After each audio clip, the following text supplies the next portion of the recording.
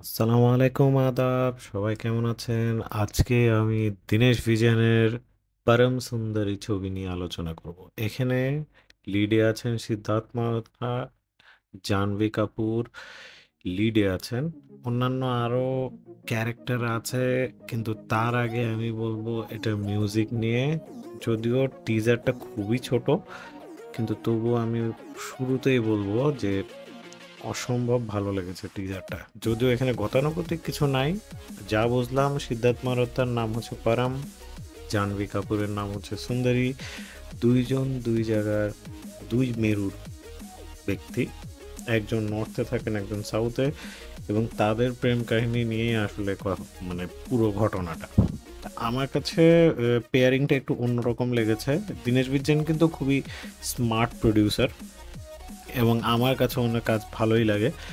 Recently Chhaava থেকে শুরু করে আরও অনেক ছবি কিন্তু আমরা দেখেছি ম্যাডকের ব্যানারে হয়েছে। তো আশা করি এরা একটা ভালো জিনিস উপহার দেবে, এবং আমিও বুঝতে পারছি যে এটা একটা হিট হবে।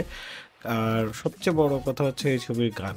অনেক দিন পর সোনু নিগমের কণ্ঠে আমরা গান শুনতে পাচ্ছি, এটা আমার খুবই ভালো লেগেছে। এবং আমি মনে হয় লুপে কতবার শুনেছি আমি জানি না। পরদেশিয়া যে গানটা গেয়েছেন খুবই ভালো লেগেছেন, এবং মিউজিক দিয়েছেন সচিন জিগার।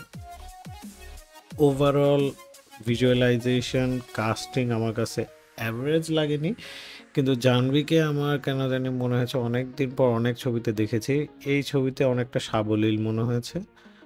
আর সিন এবং মিউজিক তো অসম।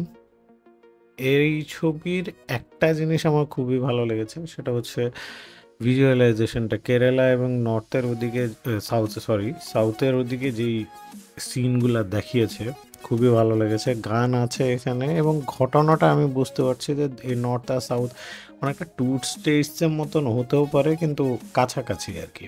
কারণ দুজনকে দেখা গিয়েছে একটা যে রোমান্টিক জুটির মাধ্যমে রোমান্টিক কমেডির মতো হতে পারে। তো ওভারঅল টিজারে কিন্তু কোনো একটা কিছু মেজর রিভিল করেনি। তাদের কেমিস্ট্রিটা দেখানো হয়েছে, পরদেশিয়া গানটা দেখানো হয়েছে, তাদের ফ্যামিলি, বিয়ের আসর, একটা ক্ল্যাশ হয়, এসব জিনিস নিয়ে ছবিটা আগায়। তো আমার কাছে সিদ্ধার্থ মালহোত্রাকে অ্যাজ অ্যান অ্যাক্টর খুবই অ্যাভারেজ মনে হয়েছে। এক্সপ্রেশনগুলো তার অন্যান্য ছবির মতোই, ওয়াকিংয়ের মতোই লেগেছে। কিন্তু দেখা যাক তাকে নতুন একটা জুটির সাথে কেমন লাগে। জাহ্নবী এর আগেও অনেক ছবি করেছেন, কিন্তু জাহ্নবীর এই ছবিটায় এখানে আমার মনে হচ্ছে ওনাকে একটু অন্যরকম। So let's see what happens.